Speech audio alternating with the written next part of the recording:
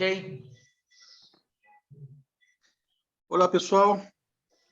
Estamos já novamente nos encontrando, gravando mais uma vez, né? Nosso estudo. E a semana passada foi postado estudos que nós tínhamos feito, né? Mas não tinha sido postado no Gotas do Amor de Deus, no canal Gotas do Amor de Deus. A semana passada foi postado daqueles que por acaso, por algum motivo, não puderam participar das lições anteriores. Está lá, é só acessar o canal, tá bom? E vai relembrar das lições, tá? Então, hoje nós estamos prosseguindo com o tema passado e, como sempre, vamos orar, né? Vamos começar nosso estudo aqui fazendo oração, ok? Grande Wilson, doutor Wilson, ore por nós, por favor. Querido Deus que está no céu, abençoa hoje essa pregação do Olímpico, possa servir para muitas pessoas que estão necessitadas de Ti. Que o Espírito Santo fale por ele. Abençoe, em nome de Jesus, amém. Amém, amém. Um breve apanhado do tema anterior, nós vimos que Deus tem um propósito em avaliar, em julgar, né? Tratando-se de julgamento da parte de Deus, não é algo que a pessoa é levada como uma cadeira de réus para definir um quanto de tempo de condenação, e não é assim. O juízo de Deus é para avaliar a conduta das pessoas que vão fazer parte do reino dele. É um julgamento de um modelo diferente, né? Desconhecido, né? Para aqueles que não conhecem a Bíblia, não estudam a Bíblia, é um modelo desconhecido, não é um modelo comum, tá? Então, o propósito do julgamento de Deus é para definir quem serão os herdeiros para a vida eterna, ok? E quando os anjos, Deus vier com todos os seus anjos, né? Então, o trabalho dos anjos será ajuntar esses que já foram escolhidos, cujo caso já foram analisados, né? E foram aprovados desse juízo, ok? Um segundinho por instante, deixa eu tirar algo que está me fazendo barulho aqui. Um segundinho.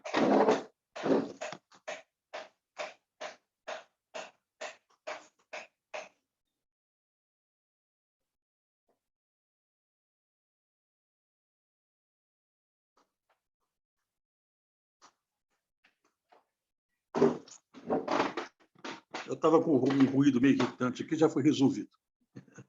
Pois bem, queridos, e nós vimos também que o julgamento de Deus...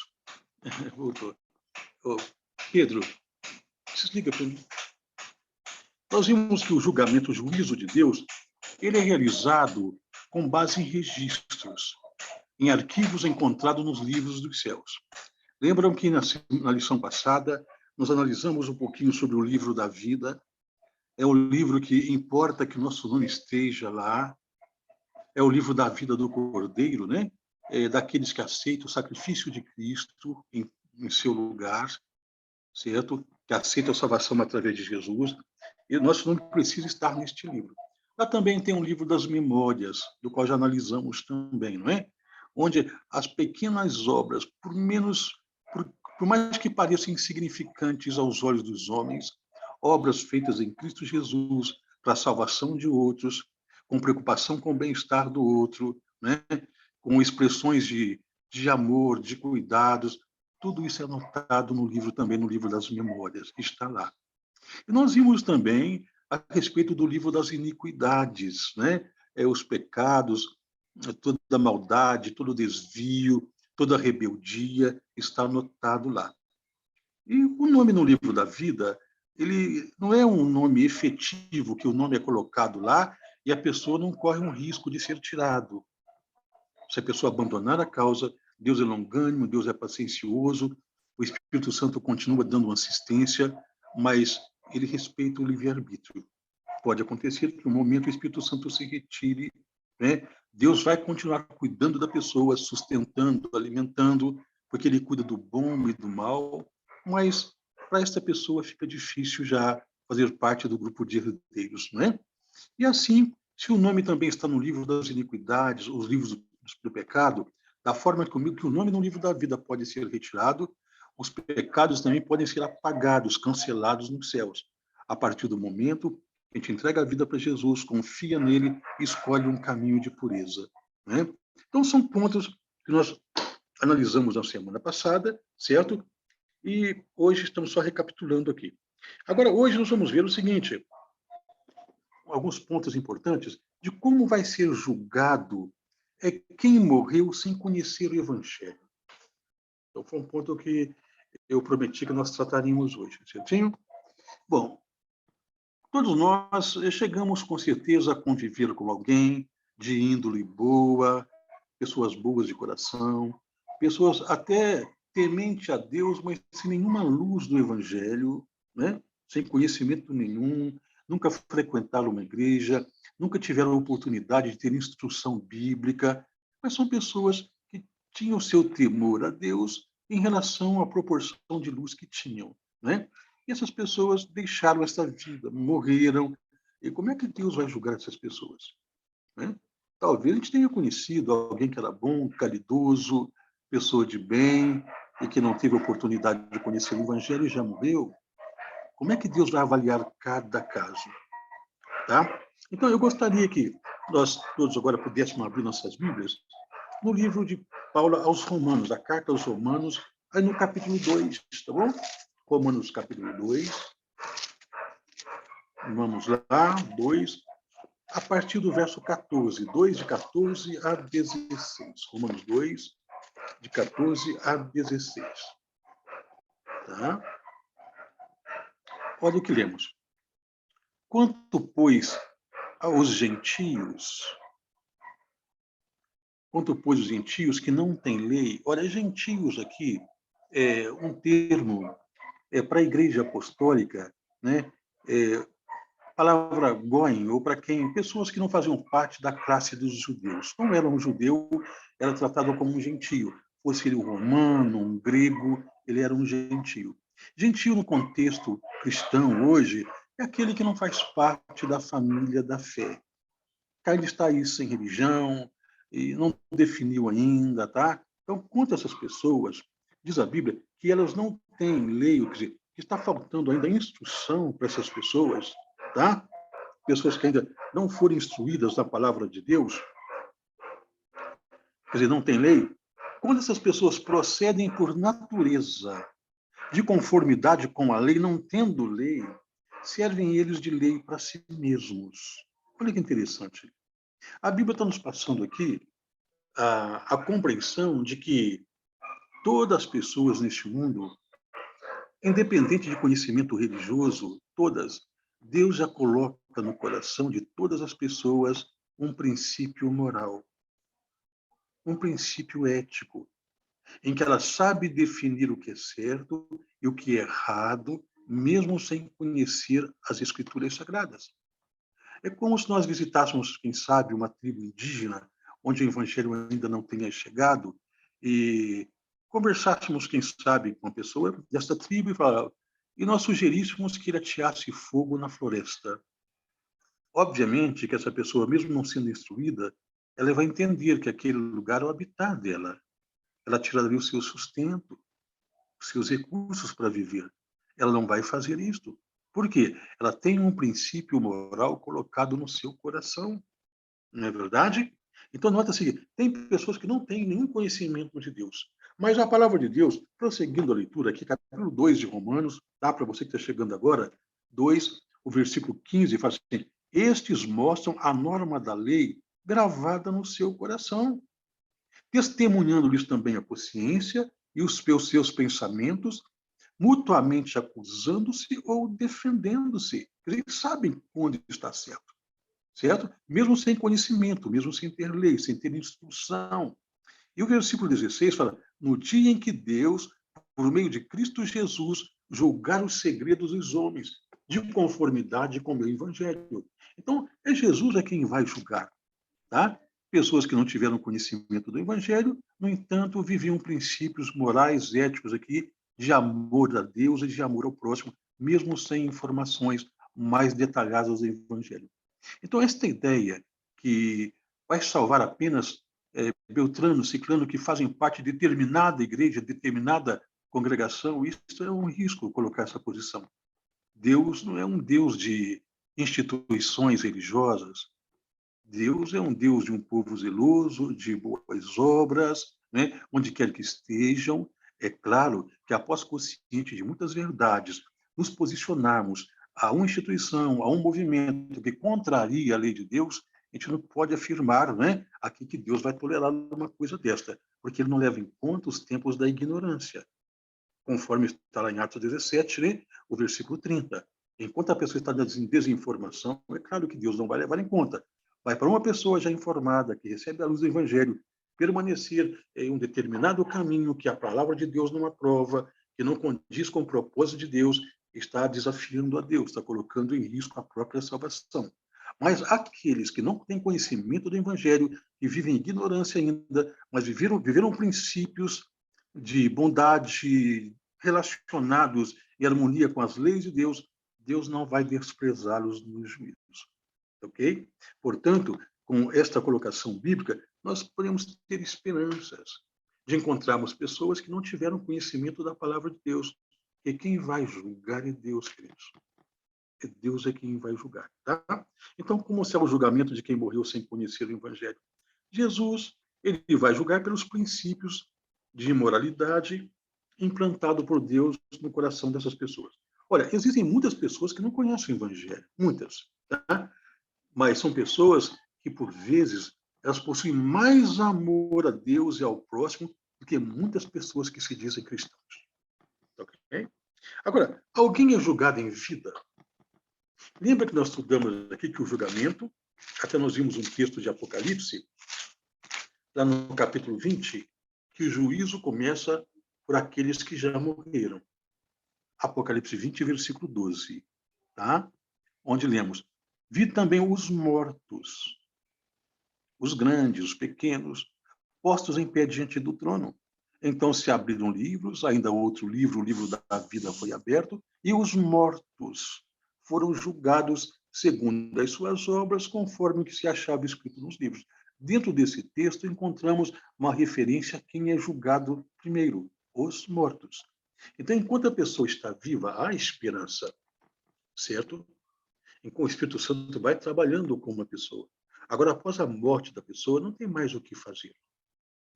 Não adianta fazer mediação, rezas, missas, novenas, para que, ou batizar-se por elas, né, como algumas crenças batizam-se em favor dos mortos. Isso tudo é coisa perdida, não vale a pena mais.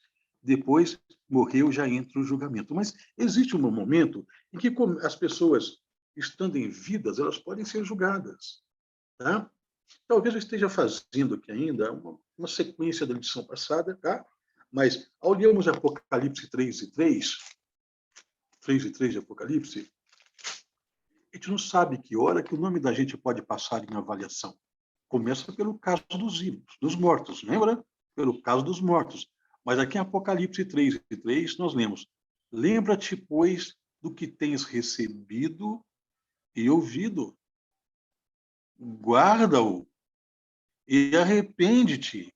Porquanto, se não vigiares, virei como ladrão, e não conhecerás de modo algum em que hora virei contra ti.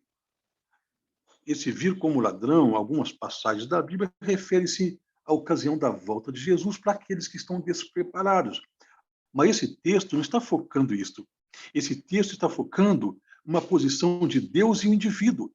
Né? E se não conheceres de modo algum, né? Em que hora virei contra ti? Isso aqui é o momento do juízo. Porque a Bíblia fala: o que você tem recebido, olha, mantém isso na sua mente, aplica isso na sua vida, corrija alguma coisa que está errado, arrepende-te, é o que está aqui, porque você não sabe em que horas, em outras palavras, eu vou avaliar o teu nome aqui. Em que hora que eu vou avaliar a tua conduta, testar o seu caráter, para ver se estamos aptos ou não para o reino de Deus. Nós temos uma vida só aqui, queridos. É nesta vida que nós temos que levar as coisas em termos de salvação a sério. Não brincarmos com o tempo. Né? Nós dominamos o tempo. Nós não temos o tempo aqui na palma de nossas mãos. A gente não sabe que hora sai disso aqui. Que hora que a gente pode fechar os olhos e morrer. Morreu no caminho de Deus, glória a Deus, descansa e vai estar aguardando a eternidade na volta de Jesus. Morreu fora do caminho de Deus, ou brincando com as verdades, Só Deus pode responder depois. Né? Há uma incerteza aqui em relação à salvação. Tá? Então, alguém é julgado em vida? Sim, as pessoas podem ser julgadas em vida. Eu conheço uma situação, queridos, que tinha uma determinada pessoa que eu orava muito por ela. Há um dia, um amigo, um irmão da igreja, ele me ligou e falou: Linto, eu tenho orado muito por fulano, era a mesma pessoa pela qual eu orava. Só que eu tive uma repreensão muito forte à noite. Eu estava orando e senti que eu não estava bem naquela oração, e quando eu fui dormir, eu tive uma repreensão em sonho, dizendo para eu não orar mais por aquela pessoa. Essa pessoa ficou tão preocupada com isso que ela resolveu compartilhar isso comigo. Né? Eu fiquei um tanto preocupado, mas não orar mais por essa pessoa. Olha, a Bíblia tem pontos que a Bíblia fala que nós não devemos orar por algumas pessoas mesmo. Porque tem pessoas que vão além do limite da graça de Deus. Quando eu vejo a graça de Deus, eu vejo em relação à nação de Israel. O povo de Israel, Deus foi tão longânimo com aquele povo por mais de 400 anos. Deus agiu com ternura, um povo que se desviou, praticou a idolatria. Muitos reis sacrificaram os próprios filhos em altares de fogo para os demônios. Né? O povo estava totalmente desviado.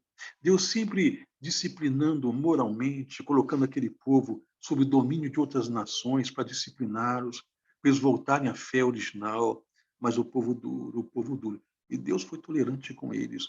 Eu lembro quando Pedro chegou em Jesus e perguntou para Jesus: Senhor, até quantas vezes nós devemos perdoar, né? Alguém, um irmão, né? Alguém que, em outras palavras, pisa na bola com a gente. Até quantas vezes? Até 7 vezes. O meu conceito judaico é que o máximo que deveria perdoar alguém era 3 vezes. Depois da terceira vez, que a pessoa criasse alguma dificuldade, né? Que a pessoa falhasse com um judeu, não tinha uma quarta vez para perdoar. Esse era o conceito judeu. Mas Pedro, entendendo sobre a misericórdia de Cristo, ele foi um pouquinho mais longe. Ele usou o termo 7. Senhor, até quantas vezes? 7 vezes. Diz: olha para Pedro, olha Pedro.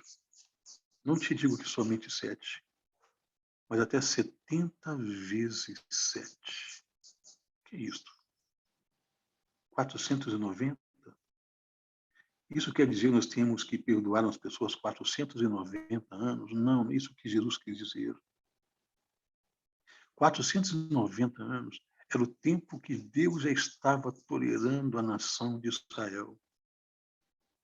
O profeta Daniel, ele cita que havia 70 semanas proféticas, 70 semanas, sendo uma semana de 7 dias, vezes 70, 490, né? E tem uma determinada data, da qual nós vamos estudar daqui para frente. Eu logo vou mostrar sobre isso, que correspondia um tempo de graça, de misericórdia com aquela nação. Por mais besteiras que estavam fazendo, Deus estava dando chances para eles. Tá? Então, a misericórdia de Deus é por muito tempo, Deus é longânimo, Deus é paciencioso. Mas existem pessoas, e ninguém vive 490 anos, né? Existem pessoas que, no menor tempo que isto, ele põe ali um bloqueio na graça de Deus. Olha para a história de Saul. Não é? É muito sério. E tem pessoas nessa geração que chega um momento que eles vão tanto contra Deus, são tão rebeldes contra Deus, o Espírito Santo está trabalhando, trabalhando, e vai ter um momento em que o Espírito Santo vai acabar se retirando, ele vai embora. Sabe por quê? Porque ele respeita o livre-arbítrio. Ele não vai continuar insistindo com alguém que não quer mesmo ele. Alguém que está consciente dos seus erros, né? Não é mais uma pessoa que está na ignorância, na desinformação. O Espírito Santo vai chegar até um momento que vai dizer: eu vou me retirar. E quando essa pessoa me ligou para Olinto, eu fui repreendido para não orar. Eu me preocupei. Depois eu fui acompanhando a vida dessa pessoa. Olha, o que tudo indica é que essa pessoa praticou um pecado que não tem mais perdão, né? E as informações que eu tive é que essa pessoa um dia pecou de punho aberto. Ela deu um soco na geladeira de sua casa e disse: eu queria que fosse Deus aqui para esmurrar a cara de Deus. Uma pessoa que antes era evangélica. uma pessoa que participava, inclusive, na obra de evangelização através da música. Fez isto. E hoje, sabendo da vida dessa pessoa, me parece que não tem retorno, ela não quer. É só miséria após miséria. É uma vida totalmente destruída. A família abandonou. Já não tem mais saúde. Já não tem mais um bom nome. Porque um dia levantou a mão contra Deus. Agora, Deus está punindo? Claro que não. Deus respeita o livre-arbítrio. A gente não sabe até que ponto o Espírito Santo vai com uma pessoa. Não é verdade? Então, existem pessoas que elas podem ser julgadas em vida, sim. Podem ser julgadas em vida. Tá? Agora, Deus trabalha com todas as pessoas para serem salvos, e Deus dá oportunidade. Em Romanos capítulo 2, versículo 4, Romanos 2 e 4, tem pessoas que se encaixam perfeitamente nisso aqui, ó. Ou desprezas a riqueza da bondade. Até vou ler um pouquinho antes, tá bom? Versículo de 1 até o 4, tá bem? Olha, acompanhe comigo. Ó. Portanto, és indesculpável, ó homem, quando julgas, quem quer que sejas, porque no que julgas a outro, a ti mesmo te condenas, pois pratica as próprias coisas que condenas. Não cabe a nós julgar, julgar é Deus, né? Bem sabemos que o juízo de Deus é segundo a verdade contra os que praticam tais coisas. Tu, ó homem, que condena os que praticam tais coisas e fazem as mesmas, pensa que te livrará do juízo de Deus? Olha que o assunto é juízo. Ou desprezas a riqueza da sua bondade e tolerância e longanimidade, ignorando que a bondade de Deus é que te conduz ao arrependimento? Então, tem pessoas que desprezam mesmo tudo aquilo que Deus faz para ela, porque ela tem um coração duro. O versículo 5 fala, mas segundo a tua dureza e coração impenitente, acumulas contra ti mesmo ira para o dia da ira e da revelação do justo juízo de Deus. Tá? Então, existem situações em que as pessoas podem ser julgadas em vida, mas tudo começa pelo caso dos mortos, tá bem? Agora, vai haver uma ocasião que o mundo todo, todos os vivos vão ser julgados na mesma ocasião. Tá? E quando vai ser esta ocasião? Apocalipse 13, versículo 16. Apocalipse 13, verso 16. Olha que nós encontramos aqui, 13 e 16 de Apocalipse. Tá? Diz, a todos, os pequenos e os grandes, os ricos e os pobres, os livres e os escravos, faz que lhes seja dada certa marca sobre a mão direita ou sobre a fronte, para que ninguém possa comprar ou vender, senão aquele que tem a marca, o nome da besta ou o número do seu nome. Tá? Aqui a Bíblia está apontando para acontecimentos finais, tá? Por ocasião, quando o sistema político e religioso estiver dominando a Terra. E nós vamos ter estudos que vai apontar que nós estamos entrando para isso. Tá? Todo o panorama hoje político, né, econômico do mundo, as legislações, a religião, está entrando por um funil que vai finalizar com esta corporação, esse movimento que vai determinar os caminhos do mundo em todas as áreas, inclusive em religião, tá? E muitos que não se adequarem a este novo sistema, essa nova ordem de governo, eles vão acabar até perdendo o direito de cidadania, né? É como está no versículo que nós lemos aqui, né? O versículo 17, para que ninguém possa comprar ou vender, senão aquele que tem a marca, o nome da besta, o número do seu nome. Olha, fiquem tranquilos, hoje não vou falar o que é a besta, quem é a besta, que número da besta, o estudo não é hoje, tá bom? Estou só apontando que vamos chegar num momento na história em que as pessoas vão ter que se definir, eles vão ter que se colocar numa posição, tá? Ou aqueles que vão estar envolvidos com a besta, ou aqueles que vão estar continuar seguindo o Cordeiro, né? Se nós pegarmos aqui o 14 de Apocalipse, o versículo 9, fala assim, seguiu-se a estes outro anjo, o terceiro, dizendo em grande voz, se alguém adora a besta e a sua imagem e recebe a sua marca na fronte ou sobre a mão, verso 10, também esse beberá do vinho da cólera de Deus, preparado sem mistura, do cálice da sua ira, e se atormentado com fogo e enxofre diante dos santos anjos e na presença do Cordeiro, ainda focando só a instituição, não detalhando o texto, mas fala aqui da besta, da marca da besta, da imagem da besta. Vou estudar tudo isso com vocês, tá bom? Mas nota que dentro do mesmo contexto encontramos um outro grupo, o versículo 12. Aqui está a perseverança dos santos, os que guardam os mandamentos de Deus e a fé em Jesus. Dois grupos, os que adoram uma besta e aqueles que guardam os mandamentos de Deus. Vão estar vivendo no mesmo período da história, tá?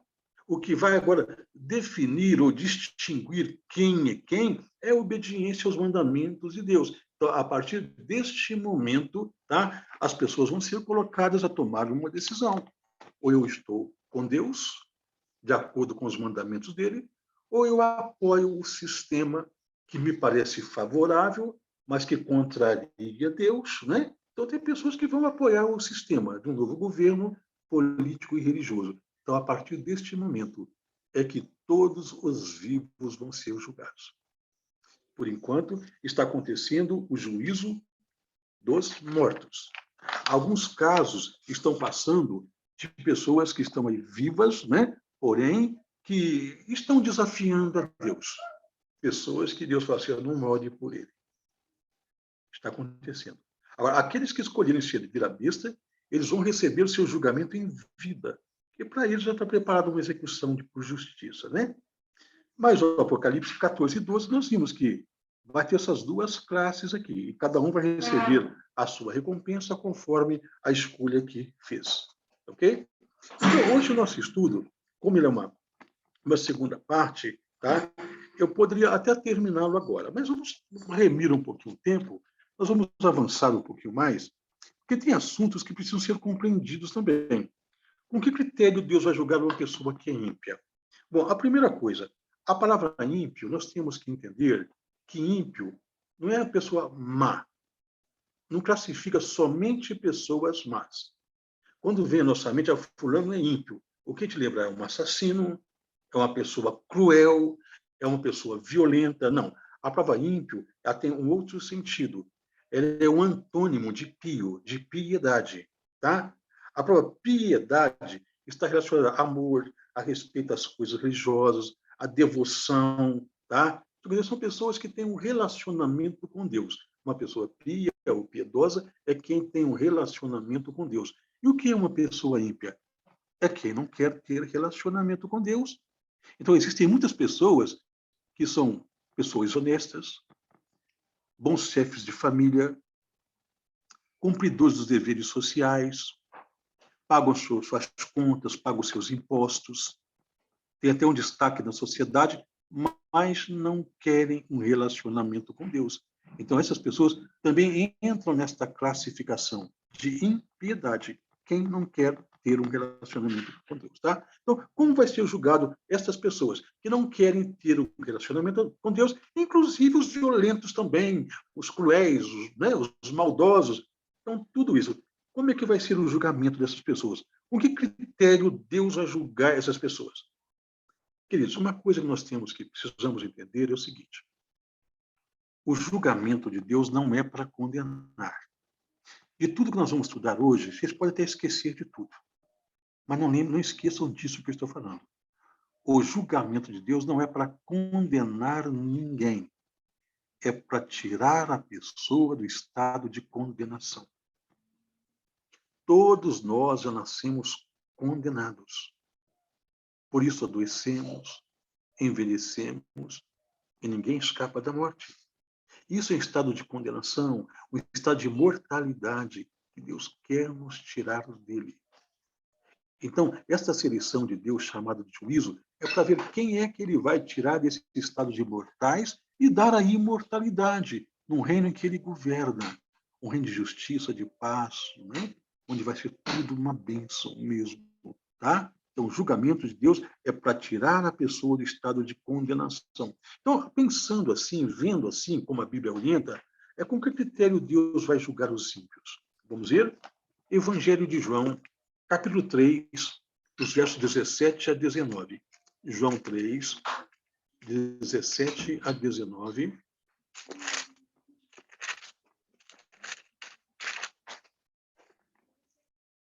Olha o que lemos. A gente pode ler até o verso 16 também, é lindo esse verso, né? É considerado o coração da Bíblia, o Evangelho em síntese aqui, né? O verso 16 diz: porque Deus amou o mundo de tal maneira que deu o seu Filho unigênito, para que todo que nele crê não pereça, não morra, mas tenha a vida eterna. Porquanto Deus enviou o seu Filho ao mundo, não para que, talvez a Bíblia que você esteja usando esteja a palavra julgar-se, tá? Essa foi uma transliteração que não está de acordo com o original. Se você está com a Bíblia corrigida na mão, você não vai encontrar a palavra julgar-se, mas condenar-se. É assim que está no original. Alguém que estão acompanhando, estão com alguma Bíblia corrigida, que está a palavra condenar-se? Hein? Parece que não, né? Mas a palavra é condenar-se. Não para que condenasse o mundo, mas para que o mundo fosse salvo por ele. Se nós vemos o verso 18, assim, quem nele crê não é julgado, ou não é condenado. O que não crê já está condenado, porquanto não crê no nome do unigênito Filho de Deus. O julgamento é este, que a luz veio ao mundo e os homens amaram mais as trevas do que a luz. Por quê? As suas obras eram más. Então, como é que Deus vai julgar uma pessoa ímpia? Aquele que não quer um relacionamento com ele. Ele já está julgado. Percebeu?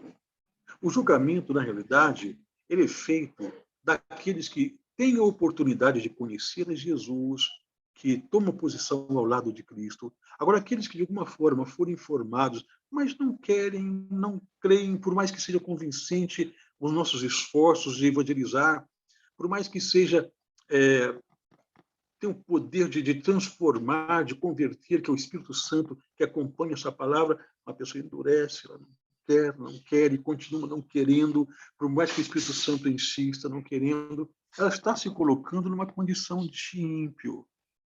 Então, tem um momento que o Espírito Santo desiste da pessoa, certo? E a pessoa continua no estado de condenação. Precisa ser julgada? O julgamento é este. A luz veio ao mundo. E as pessoas amaram mais as trevas do que a luz. Não aceitam uma salvação. Então, continuam no estado de condenação.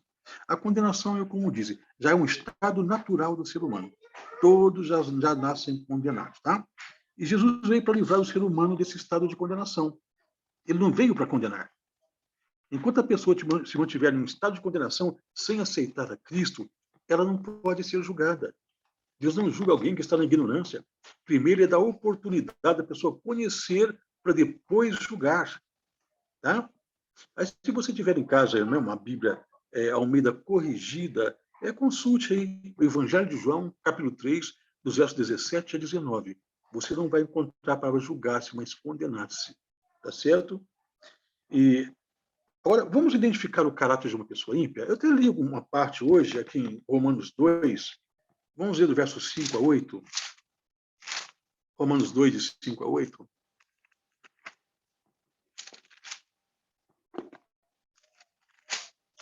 Aqui nós podemos definir aqui uma pessoa ímpia. Ó. Mas segundo, estou lendo o verso 5, tá? Capítulo 2 de Romanos. Mas segundo a tua dureza de coração, a tua dureza e coração impenitente. Pessoa que, por mais consciência que ela tenha que ela está errada, ela não abaixa o tupete, não se curva nem para o ser humano e nem para Deus. Ela sempre justifica os seus pecados, sempre justifica os seus erros. É o outro que está errado. É o outro que não está entendendo a Bíblia como deve entender. Porque as repreensões, as disciplinas não servem para aquela pessoa. É pessoas do coração duro, de um coração impenitente. Diz a Bíblia que a pessoa está acumulando contra ela mesma. Acumulas contra ti mesmo ira para o dia da ira e da revelação do justo juízo de Deus. E o verso 6 fala que retribuirá a cada um segundo o seu procedimento. a vida eterna, aos que, perseverando em fazer o bem, procuram glória, honra e incorruptibilidade, mas ira e indignação aos facciosos, que desobedecem à verdade e obedecem à injustiça. Aqui está uma definição de quando uma pessoa é ímpia. Quando ela não admite os seus erros. Quando ela justifica todos os seus pecados. Quando não há humildade no coração. Tá? E muitos descreem totalmente em Deus. Não querem mesmo aceitar, por mais que se evidencie a existência de Deus. Por mais que evidencie. Né? E essas pessoas não têm desculpa. Se nós lemos aqui no Salmos 19, o salmista ele fez uma declaração inspirada, Salmos 19, versículo 1. Salmo 19, verso 1, fala assim: os céus proclamam a glória de Deus e o firmamento anuncia as obras das suas mãos. Para qualquer lugar que a pessoa voltar o seu olhar na natureza, ele vai perceber que tem uma mente maior, um Criador. É possível ver o digital de Deus em todas as coisas. Deus é o Criador. Eu não posso ver Deus, mas através das obras ordenadas, obras criadas, né, dentro de uma ordem, eu me levo a entender, logicamente, que existe uma mente maior que está por trás de tudo isto, tá? Tudo com equilíbrio e com ordem. Então, os céus, as coisas, a natureza, sabe, uma flor, uma criança, um bebê formado no ventre da mãe, tudo isso é coisa magnífica demais para alguém chegar assim: eu não creio em Deus. Não é? É por isso que Paulo, em Romanos capítulo 1, verso 20, Romanos 1, verso 20, ele fala que essas pessoas elas são indesculpáveis diante de Deus, 1:20 de Romanos. Tá? Assim, porque os atributos invisíveis de Deus, assim o seu eterno poder, como também a sua própria divindade, quer dizer, aquilo que a gente não consegue ver de Deus, o amor de Deus, a divindade de Deus, como é que pode ser reconhecido? Diz o texto, verso 20, claramente se reconhecem desde o princípio do mundo, sendo percebidos por meio das coisas que foram criadas. Tem como a pessoa dizer: eu não creio em Deus, eu não aceito Deus, a Bíblia é uma história da carochinha, eu não aceito isso. Para aí, gente. Pessoas assim se acham inteligentes demais, né, para negar a Deus. Mas se usasse inteligência realmente, né, iam ver, eu não consigo explicar tudo na natureza, então enquanto eu não tenho nenhuma explicação para isso, eu tenho uma mente maior. Preciso aceitar isto. E o final do versículo fala assim: tais homens são, por isso, indesculpáveis. Tem desculpa de negar a existência de Deus, de negar a direção dele. A pessoa pode não crer na Bíblia, queridos, mas começa a ver o mundo, começa a acompanhar os acontecimentos. São profecias que estão sendo cumpridas. Estamos vivendo agora em pleno cumprimento dos proféticos. Então, as pessoas são indesculpáveis mesmo, tá? Então, se a pessoa acaba rejeitando a Cristo, ela simplesmente não sai do estado de condenação. Não entra para os classificados herdeiros da vida eterna. Então, não há necessidade de juízo. O juízo é a partir do momento em que elas não querem nada com Cristo mesmo. Querem se manter na impiedade. Tá? E nós vimos a identificação de um caráter ímpio aqui. Agora, tem uma coisa. A salvação para o ímpio, pelo que eu vou falar aqui, até parece uma contradição. Vamos ler em Salmo 19, versículo 10. Lucas 19, verso 10. Será que existe salvação para o ímpio? Lucas 19, verso 10.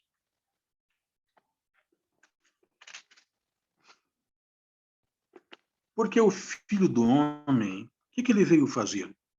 O que Jesus veio fazer? Como é que está na sua Bíblia?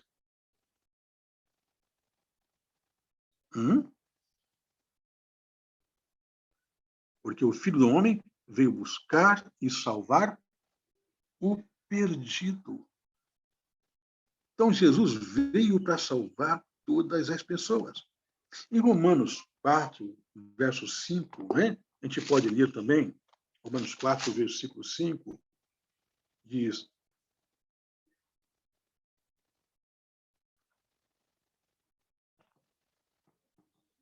mas ao que não trabalha, porém crê naquele que justifica o ímpio, a sua fé lhe é atribuída como justiça. Então, Jesus está disposto a salvar o perdido, a justificar quem? O ímpio. E como é que é essa justiça, essa justificação? Deus vai dizer, o que você fez está errado? Deus vai dizer, não, o que você fez está errado, sim. O que você fez está certo, não vou levar em conta? Não, ele vai levar em conta. Mas Jesus transfere para a pessoa a justiça que ele tem. Ele toma da pessoa os males que a pessoa praticou. Ele paga pela sentença dos pecados da pessoa. Foi por isso que ele morreu na cruz. Então, para o ímpio, ainda tem chance. Se ele baixar o topete, acabar com o orgulho, aceitar Jesus, tá? E está disposto a salvar o ímpio. Há uma oportunidade. Aqui no livro de Romanos 5, versículo 6, diz o seguinte: que Cristo, quando nós ainda éramos fracos, morreu a seu tempo por quem? Como é que diz o texto? Pelos ímpios. Então, há salvação para o ímpio, há oportunidade de salvação para o ímpio, tá? Há oportunidade. Então, a salvação, de acordo com as Escrituras, está disponível para todos, até para o pior dos homens, tá? Por isso é que, na situação de impiedade, ninguém é julgado sem antes receber a oportunidade de conhecer, tá? Oportunidade de conhecer a si próprio, inclusive, e de conhecer a Jesus através do Evangelho. Então, somente depois disso, tá, se houver uma rejeição definitiva do plano de amor de Deus, é que poderá acontecer o julgamento desse tipo de pessoa ainda viva. Tá? Em Jeremias 31:3 também, né, para que Deus ele vai continuar insistindo, ele continua insistindo, 31:3 de Jeremias,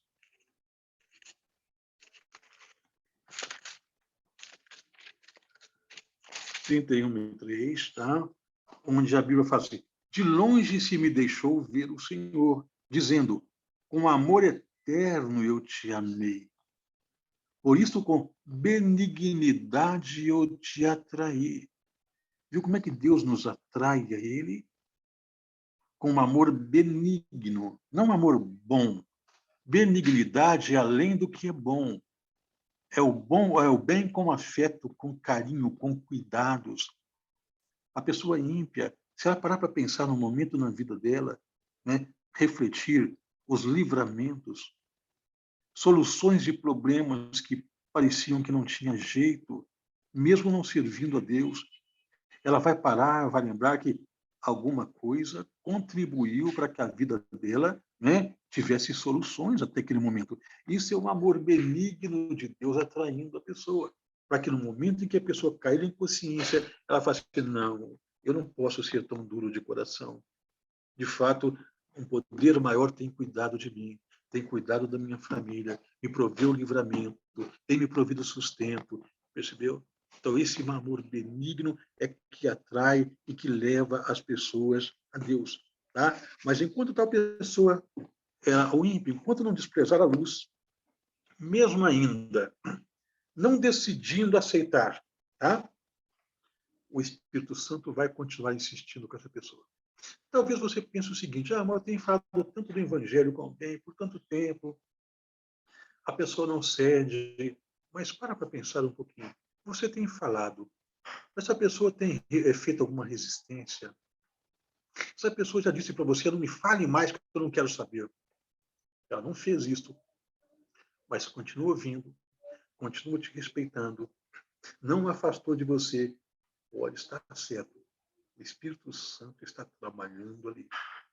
Isso pode levar um dia, meses, anos.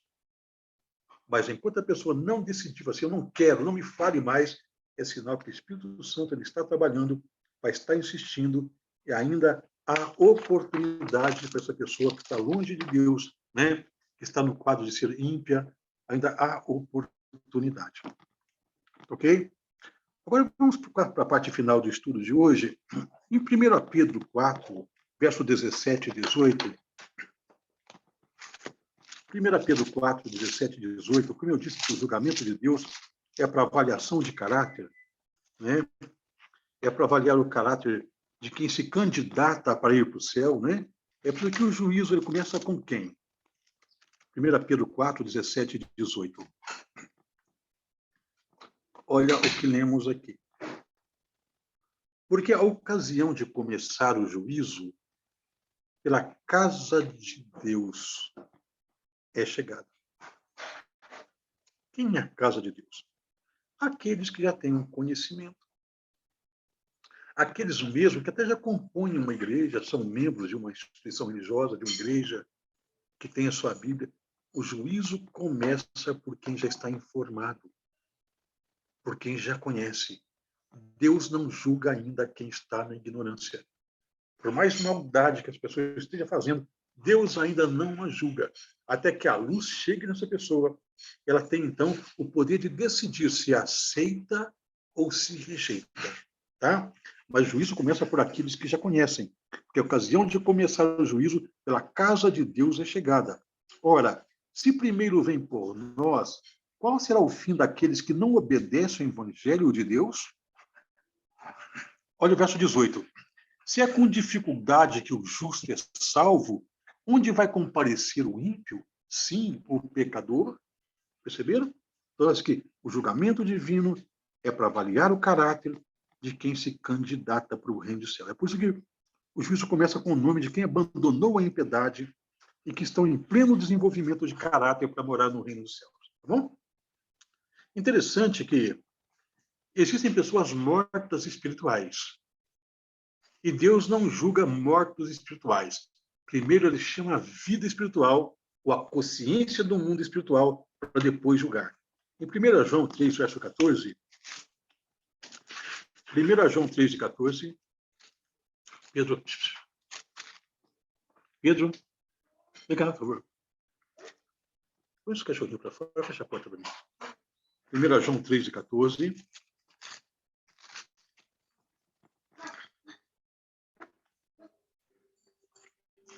Olha o que nós lemos aqui, 1 João 3, de 14. Diz: Nós sabemos que já passamos da morte para a vida, porque amamos os irmãos. Aquele que não ama permanece na morte. Então, existe vida espiritual e morte espiritual. E há pessoas que têm ódio, rancor no coração, tá? Que têm ira contra o próximo, que não querem um relacionamento com Deus. Elas têm uma vida aqui, mas não é vida espiritual. É preciso sair daquele estado de morte espiritual para a vida espiritual, tá? Em Mateus 8, verso 22, 8 e 22,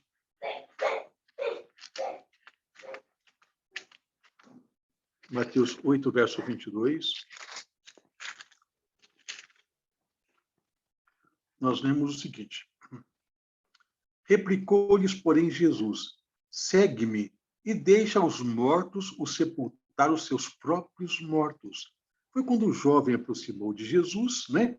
E disse: Mestre, eu vou seguir o senhor, para onde quer que for, eu vou. Mas primeiro deixa eu fazer um sepultamento do meu pai. Não que o pai daquele jovem já estivesse morto, ele estava idoso. E o jovem estava dizendo para Jesus: deixa então, né? Até que meu pai termine a vida dele aqui, eu cuide dele enquanto está vivo, sepulte. E eles falam assim: não, deixa que, vem, segue-me, deixa que os mortos sepulte os mortos. Isso aqui é, claro, uma linguagem simbólica, metafórica. A gente vai defunto carregando defunto por aí. São pessoas vivas sem vida espiritual. Então, existem aqueles que não têm vida espiritual e precisam ser chamados para a vida espiritual, tá? Por isso que em Romanos 6, versículo 13, Romanos 6, verso 13,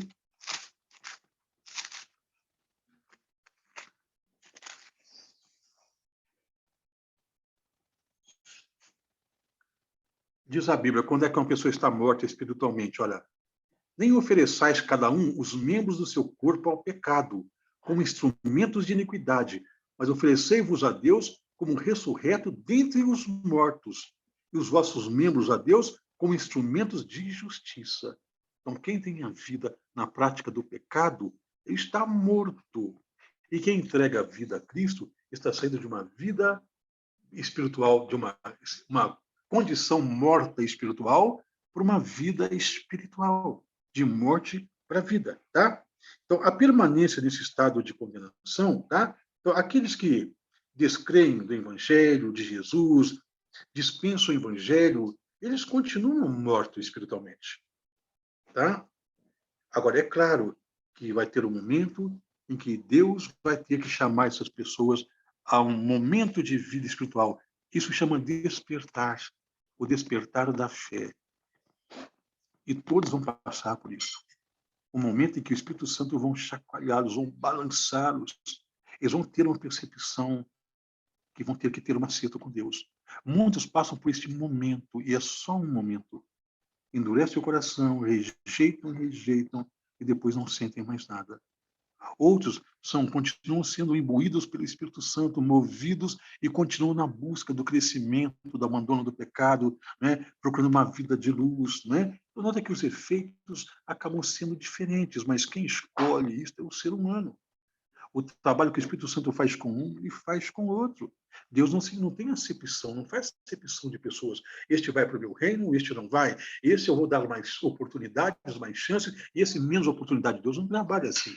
Ele trabalha em igualdade para todas as pessoas. Agora, é o ser humano que pode resistir ao máximo ou ceder à influência do Espírito Santo, tá? Então, quando a pessoa cede a essa influência do Espírito Santo, tá? Então, ela vai dar um lugar agora para que a iluminação entre, para que a luz entre. Então, o Espírito Santo vai trabalhando, vai moldando, vai tirando das trevas e vai preparando a pessoa para o reino dos céus. Tá? E agora, a pessoa que quer continuar ímpia, que rejeita, que endurece o coração, então esse continua no estado de condenação. Aquele impulso do Espírito Santo, aquele momento de vida espiritual que é para levar com uma decisão, se ele é rejeitado, a pessoa volta na mesma condição que antes, um morto espiritual. E para esse tipo de gente, não há necessidade de um juízo, de um momento de juízo especial no céu, tá? Se ele rejeitou, não quer, já está decidido o caso dessa pessoa, tá bem? E com isso nós concluímos nosso estudo, né, de hoje, mas considerando um texto importante aqui, dois textos de Romanos 8. Romanos 8, versículo 1. Romanos 8, verso 1.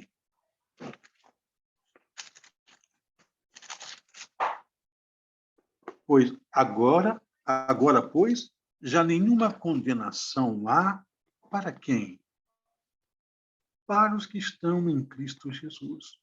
Aqueles que aceitam Jesus, quando o nome passar lá, o estado de condenação foi retirado. O nome entra para o livro da vida eterna. E esta vida eterna acaba sendo garantida enquanto a pessoa permanecer com Cristo. E na volta de Jesus Cristo, né, em glória, a pessoa agora recebe esta imortalidade, recebe a vida eterna, porque ela foi anteriormente classificada como salva, classificada como herdeira, ou herdeiro do reino, nesse juízo que Deus faz. Em Romanos 8, verso 12, ainda no mesmo capítulo, né, nós vemos o seguinte, que assim, pois, irmãos, somos devedores à carne, como se constrangidos a viver segundo a carne. Né? O verso seguinte, pois, se viver de segundo a carne, caminhais para a morte. Mas se pelo Espírito mortificardes os feitos do corpo, certamente vivereis. Pois todos que são guiados pelo Espírito de Deus são filhos de Deus. Então, nós temos que permitir que o Espírito Santo nos conduza para estarmos entre aqueles que vão herdar, né, a vida eterna. Tá bom? Então, hoje, nosso tempo expirou, não é, Wellington?